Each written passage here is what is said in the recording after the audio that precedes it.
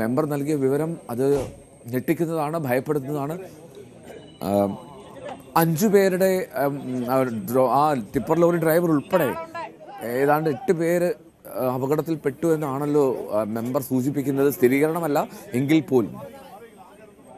തീർച്ചയായും ഇന്ന് പുലർച്ചെ ഒരു 7 മണിയോട് കൂടിയാണ് ഈ ഒരു അപകടം ഉണ്ടായത്.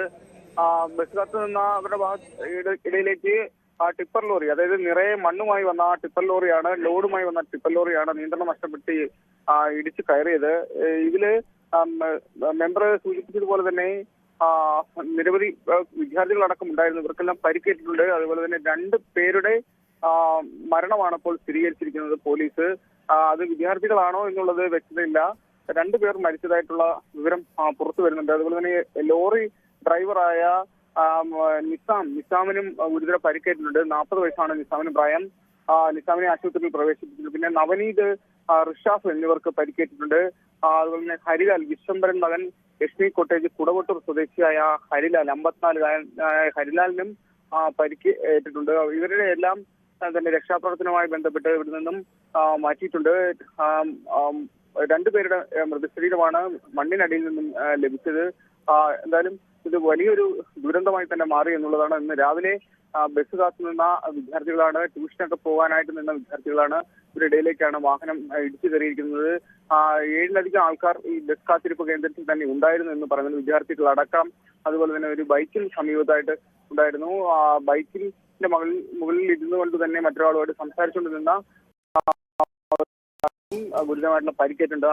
ഈ അപകട സമയത്ത് ഇതെല്ലാം തൊട്ടടുത്ത് തന്നെ നടന്ന സംഭവമാണ്. ഒരു മതിൽ അടക്കം ഇടിഞ്ഞ് ഇവരുടെ ദേഹത്തേക്ക് വീഴുകയായിരുന്നു. അപ്പോൾ ഈ മണ്ണും കട്ടയും കല്ലും അടക്കമാണ് ഇവരുടെ ശരീരത്തേക്ക് വീണത്. അങ്ങനെ നിരവധി പേർ മണ്ണിനടിയിൽ പെടുകയും ചെയ്തു. ഉടൻ തന്നെ രക്ഷാപ്രവർത്തനങ്ങൾക്ക് നേതൃത്വം നൽകി എന്നുള്ളത് വലിയ ആശ്വാസകരമാണെങ്കിലും 2 പേരുടെ ജീവൻ രക്ഷിക്കാനായില്ല എന്നുള്ളത് വളരെ ദുഃഖകരമായ വാർത്ത ഇതോടൊപ്പം തന്നെ പുറത്തു വരുന്നുണ്ട്. അതിൽ കൂടുതൽ വ്യക്തതകൾ വരാനുണ്ട്. അതുപോലെ തന്നെ സ്വകാര്യ ആശുപത്രിയിലും പെട്ടെന്ന് തന്നെ പ്രവേശിപ്പിച്ചതായിട്ടാണ് അറിയുന്നത്. വിദ്യാർത്ഥികളെ തൊട്ടടുത്തുള്ള ഒരു സ്വകാര്യ ആശുപത്രി, കൊട്ടാരക്കരയിലുള്ള സ്വകാര്യ ആശുപത്രിയിൽ പ്രവേശിപ്പിക്കുകയും ജീവൻ രക്ഷപ്പെടുത്തുകയൊക്കെ ചെയ്തിട്ടുണ്ടായിരുന്നു.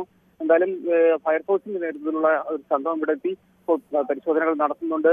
JCB ഉപയോഗിച്ച് മണ്ണും കല്ലും കട്ടയെല്ലാം മാറ്റിക്കൊണ്ടിരിക്കുകയാണ്. മൃതശരീരം മണ്ണിനടിയിൽ നിന്നും ലഭിച്ചിരുന്നു. അപ്പോൾ ഇനി ആരെങ്കിലും മണ്ണിനടിയിൽ കുടുങ്ങിക്കിടപ്പുണ്ടോ എന്ന് അറിയുന്നതിന് വേണ്ടിയാണ് ഈ തെരച്ചിലുകൾ നടത്തുന്നത്. ഏറെ നേരം തുടങ്ങിയ തെരച്ചിലാണ്. 7 മണിക്കാണ് ഈ ഒരു അപകടം സംഭവിച്ചത്. പ്രാഥമികം എന്നോണം 2 പേരുടെ മരണം സ്ഥിരീകരിക്കപ്പെട്ടു എന്നുള്ളത് വളരെ ദുഃഖകരമായ ഒരു കാര്യമാണ്. ഇതുമായി ബന്ധപ്പെട്ടുള്ള അന്വേഷണവും ആരംഭിച്ചിട്ടുണ്ട്. എന്തോ റൈറ്റ്. മുൻ MLA ആയിഷ പോറ്റി ടെലിഫോൺ ലൈനുണ്ട്. ശ്രീമതി ആയിഷ പോറ്റി, എന്താണ് അവിടെ സംഭവിച്ചത് എന്നുള്ളതിൽ ഒരു വ്യക്തത ഉണ്ടായിട്ടുണ്ടോ? വ്യക്തത വന്നിട്ടില്ല. ഞാൻ അങ്ങോട്ട് എളുപ്പം പോകും. ഞാനിപ്പോ ആൾക്കാർ വിളിച്ചു പറഞ്ഞു, ചാനലിൽ നിന്ന് വിളിച്ചപ്പോഴുമാണ് വേഗം ന്യൂസ് ചാനൽ വെച്ച് നോക്കിയത്.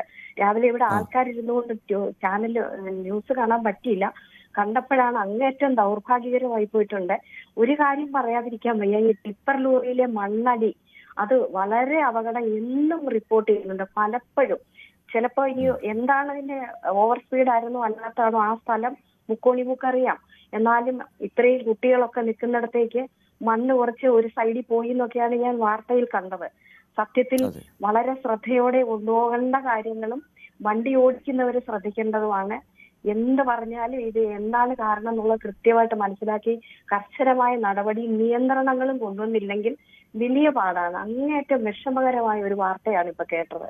ഞാൻ അങ്ങോട്ട് പോകുന്നുണ്ട്, റെഡിയാവുകയാണ് പോവാനായിട്ട്. ഈ വാർത്ത കണ്ടപ്പോഴാണ് മനസ്സിലായത്.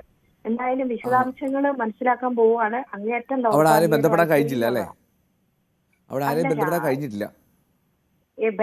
കഴിഞ്ഞില്ല. ഈ വാർത്ത കണ്ടുകൊണ്ടുള്ള ഇൻഫർമേഷനാണ് എനിക്കുള്ളത്. പിന്നെ ഒരാളിപ്പോ വിളിച്ചു പറഞ്ഞു ഇങ്ങനെ, അത് ഞാൻ അറിഞ്ഞു അതിനു മുമ്പ് ന്യൂസ് വെച്ചപ്പോ. എന്തായാലും അങ്ങോട്ട് പോകുന്നുണ്ട്, ആശുപത്രിയിലേക്കും പോകാൻ പോവുകയാണ്. വിശദമായിട്ടുള്ള കാര്യങ്ങൾ. എന്തായാലും ഇത് അങ്ങേയറ്റം കഷ്ടമായി പോയി. അങ്ങനെ ഒരു സ്ഥലത്ത് എങ്ങനെയാണ് ഇങ്ങനെ ലോറി മറിയുന്നതെന്ന് എനിക്ക് മനസ്സിലായിട്ടില്ല. ഈ നിരപ്പായ പ്രദേശമാണെന്ന് തോന്നുന്നു. നീലേശ്വരം റോഡ് നിരപ്പായ റോഡാണ്. പിന്നെ ആ അമ്പലപ്പുറത്തേക്ക് തിരിയുന്നിടത്ത് ഒരു ചെറിയ കയറ്റം ഉണ്ടെന്നേ ഉള്ളൂ. അപ്പൊ എങ്ങനെയാണ് ഇത് സംഭവിക്കുക എന്നുള്ളത് എനിക്ക് ഇതുവരെ മനസ്സിലായിട്ടില്ല. അത് വളരെ ഗൗരവമായിട്ട് തന്നെ കാണേണ്ടതാണ്. ഓടിച്ചവരുടെ അശ്രദ്ധയാണോ, ഓവർ സ്പീഡാണോ, ഓവർ ലോഡാണോ, ഇതെല്ലാം വളരെ കൃത്യമായിട്ട് മോണിറ്റർ ചെയ്ത് പോകണം. ഓരോ അപകടങ്ങൾ വരുമ്പോഴാണ് ഇനി ഇങ്ങനെ വരരുതെന്ന് നമ്മൾ പറയുന്നത്. പക്ഷെ അപ്പോഴും ആവർത്തിക്കുന്നു എന്നുള്ളതാണ്. എത്ര കാലം കൊണ്ട് ഇത് കേൾക്കുന്നുണ്ട്. ഈ മണ്ണടിക്കലും അതിന്റെ സ്പീഡും അവർക്കൊരു കർശന നിയന്ത്രണം വെച്ച് നിയമാനുസൃതമുള്ളതൊക്കെ ചെയ്യട്ടെ. പക്ഷെ എത്രയോ ഓർത്തിട്ടേ സഹിക്കാൻ പറ്റാത്ത ഒരു പ്രയാസമായി പോയി ഇത്. അതെ അതെ അതെ. എന്നാലും ഓക്കെ, നന്ദി. കൂടുതൽ വിവരങ്ങൾ ലഭ്യമാകുമ്പോൾ ഞങ്ങൾ ബന്ധപ്പെടാം. ശ്രീമതി ഐഷ പോറ്റിയാണ് പ്രതികരിച്ചത്. മുൻ എം എൽ എ സൂചിപ്പിച്ച പോലെ ഈ മണ്ണടിക്കുന്ന ലോറികളുടെ അതിവേഗത്തിലുള്ള പാച്ചിൽ അത് പലപ്പോഴും മരണക്കിണിയാവുന്നുണ്ട്.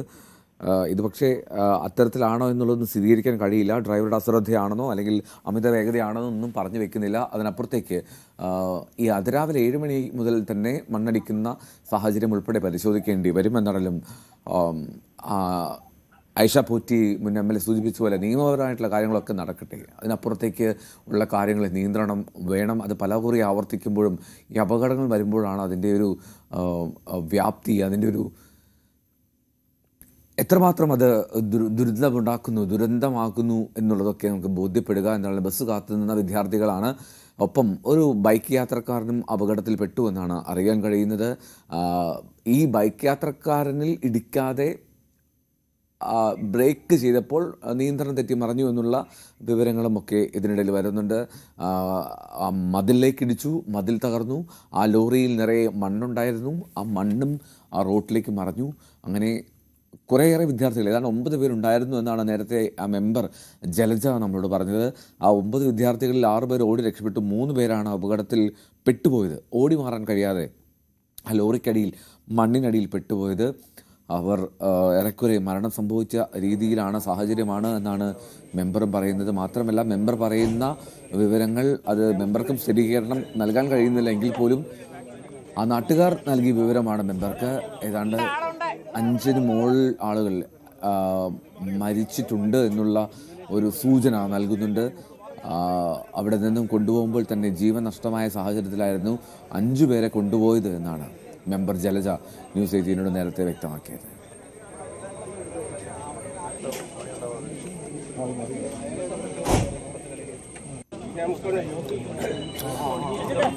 ഈ ചില കുട്ടികൾ അവിടെ ഗുരുതരമായിട്ടുള്ള അവസ്ഥയിലാണ്, ചികിത്സയിലായിട്ടുണ്ട് എന്നൊക്കെ വിവരങ്ങളുണ്ട്. എന്നാലും ഈ കൂടുതൽ വിവരങ്ങൾ അത് ഹോസ്പിറ്റലിൽ നിന്നും പോലീസിൽ നിന്നുമൊക്കെ ലഭിക്കേണ്ടതുണ്ട്. അവർ ഔദ്യോഗികമായിട്ടുള്ള വിവരങ്ങൾ വരാതെ നമുക്കതിൽ ഒരു വ്യക്തത നൽകാൻ കഴിയില്ല. എന്താണെങ്കിലും ഞെട്ടിക്കുന്ന, സങ്കടപ്പെടുത്തുന്ന, ഭയപ്പെടുത്തുന്ന ദൃശ്യങ്ങളുമൊക്കെയാണ് അവിടെ കൊട്ടാരക്കര നീലേശ്വരത്ത് നിന്ന് വരുന്നത്. രാവിലെ യൂണിഫോമൊക്കെ ഇട്ട് സ്കൂളിലേക്ക് ബാഗുമായി നിന്ന ഒരു കൂട്ടം വിദ്യാർത്ഥികൾ ബസ് കാത്തു നിന്നവരാണ്. അവർക്ക് നേരെയാണ് ഒരു ടിപ്പറിൻ്റെ രൂപത്തിൽ മരണമെത്തുന്നത്, അപകടമെത്തുന്നത്. അപകടത്തിൽ 3 കുട്ടികൾക്ക് ജീവൻ നഷ്ടമായി എന്ന് പറയുന്നു. ആ ടിപ്പർ ഡ്രൈവർക്കും ഗുരുതരമായിട്ടുള്ള പരിക്കാണ് എന്നാണ് മനസ്സിലാക്കുന്നത്. നിസാം എന്ന 40 വയസ്സുകാരനാണ് ആ ടിപ്പർ ഓടിച്ചിരുന്നത്. അദ്ദേഹത്തിനും ഗുരുതരമായിട്ടുള്ള പരിക്കാണ്. നേരത്തെ ആ മെമ്പർ സൂചിപ്പിച്ച പോലെയാണെങ്കിൽ അദ്ദേഹവും ഏറെക്കുറെ നിശ്ചലനായിട്ടുള്ള സാഹചര്യത്തിലാണ് അദ്ദേഹത്തെയും കൊണ്ടുപോകുന്നത് ആശുപത്രിയിലേക്ക്. എത്രമാത്രം ഗുരുതരമാണ് മറ്റുള്ളവരുടെ സാഹചര്യം എന്നുള്ളതൊക്കെ വ്യക്തമാകേണ്ടതുണ്ട്. നമുക്ക് ഒരു വ്യക്തത നൽകാൻ കഴിയുന്നില്ല. സ്ഥിരീകരണം ഔദ്യോഗികമായി തന്നെ വരട്ടെ, ഔദ്യോഗികമായി തന്നെ കാര്യങ്ങൾ അറിയാൻ കഴിയട്ടെ. അതിനുശേഷം നമുക്ക് കൂടുതൽ പേരുവിവരങ്ങൾ നൽകാം. അല്പസമയത്തിനകം തന്നെ ഒരു വ്യക്തത വരുമെന്ന് പ്രതീക്ഷിക്കുന്നു. ഫയർഫോഴ്സും നാട്ടുകാരും ചേർന്ന് രക്ഷാദൗത്യം, രക്ഷാപ്രവർത്തനങ്ങൾ വളരെ വേഗത്തിൽ തന്നെ ആക്കി. വളരെ വേഗത്തിൽ മണ്ണിനടിയിൽ നിന്നും അകപ്പെട്ടവരെ മാറ്റാൻ, പുറത്തേക്കെടുക്കാൻ കഴിഞ്ഞു എന്നാണ് മനസ്സിലാക്കുന്നത്. മണിക്കൂർ 1 ആകുന്നു, ഏറെക്കുറെ 1.5 മണിക്കൂറോളമായി ആ അപകടം നടന്നിട്ട്. അപ്പോൾ അതുകൊണ്ട് തന്നെ അപകട സ്ഥലത്തെ മണ്ണൊക്കെ പൂർണ്ണമായും ഏറെക്കുറെ നീക്കി കഴിഞ്ഞു എന്നാണ് അറിയുന്നത്. എന്നാണ് വലിയൊരു അപകടമാണ് രാവിലെ കൊട്ടാരക്കര നീലേശ്വരത്തുണ്ടായത്. നല്ല റോഡാണ് അവിടെ, അത്തരമൊരു അത്യാവശ്യം ദൂര കാഴ്ചയുള്ള റോഡാണ്. പക്ഷേ ഒരു ജംഗ്ഷനാണ്. മുകളിൽ നിന്ന് ഇറക്കത്തിൽ നിന്നും ഒരു റോഡ് വന്ന് ചേരുന്നുണ്ട്. ഒരുപക്ഷെ അവിടെ നിന്നും വന്നതാണെന്ന് തോന്നുന്നു ഈ ടിപ്പർ. അല്ലെങ്കിൽ ഒരുപക്ഷെ ആ ദൃക്സാക്ഷികൾ പറയുന്നത് പ്രകാരം ആ ബൈക്ക് ഒരുപക്ഷെ ഇറങ്ങി വന്നതാകാം. അപ്പോൾ എന്താണെങ്കിലും ഒരു അപകടം ഒഴിവാക്കാൻ വേണ്ടിയുള്ള ബ്രേക്കിങ്ങിനിടെയാണ് ഈ നിയന്ത്രണം തെറ്റി ബസ് സ്റ്റോപ്പിലേക്ക് പാഞ്ഞു കയറുകയും കുട്ടികളുടെ ദേഹത്തേക്ക് ആ ലോറി മറയുകയും ചെയ്യുന്നത് എന്നാണ് മനസ്സിലാക്കുന്നത്. റൈറ്റ്. രഞ്ജിത്ത് രാമചന്ദ്രൻ കൂടി അതിൻ്റെ വിവരങ്ങൾ നൽകും. രഞ്ജിത്ത്, സ്കൂളിലേക്ക് ടിഫിൻ ബോക്സും ബാഗും വാട്ടർ ബോട്ടിലും ഒക്കെ ആയി പോയ വിദ്യാർത്ഥികൾ ഇങ്ങനെ ഒരു മണ്ണ് കയറ്റിയ ലോറി മരണത്തിൻ്റെ രൂപത്തിലേക്ക് എത്തുമോ എന്നുള്ളത് ഊഹിക്കാനോ പ്രതീക്ഷിക്കാനോ കഴിയില്ല. പക്ഷേ അത് എങ്ങനെയാണ് അതിനെ പറഞ്ഞറിയിക്കുക എന്നറിയില്ല. അതിനപ്പുറത്തേക്ക് ഈ അപകടം നടന്ന സ്ഥലം അത്രമാത്രം അപകട സാഹചര്യമുള്ള സ്ഥലവുമല്ല എന്ന് മുൻ MLA യും നിലവിലത്തെ MLA യും ഒപ്പം മെമ്പറും ഒക്കെ പറയുന്നുണ്ട്. അപ്പോൾ കൂടുതൽ വാർത്തകൾക്ക് News 18 Keralam YouTube channel subscribe ചെയ്യുക.